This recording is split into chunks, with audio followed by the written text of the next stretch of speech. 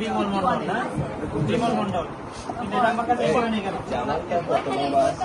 তার কাছে পেমেন্ট দিকে জামাল প্রেসক্রিপশনটা কত নাম্বার?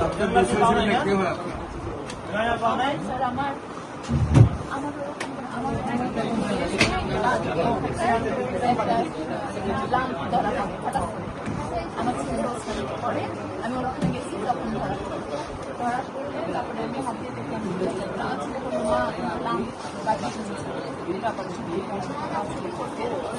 তখন আমি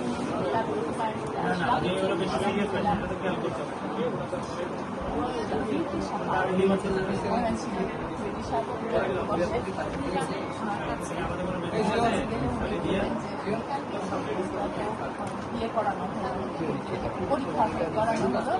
এটা হচ্ছে আলট্রাসাউন্ড করার পর আমাদের পুরো বায়োপসি তারপরে বায়োপসি তো আমি করিনি, আমি বায়োপসি করতে চাইনি, যেন আমি বায়োপসি করাবো না, আমি ভয় পেয়েছি। তারপরে আমাকে নিয়ে যাওয়া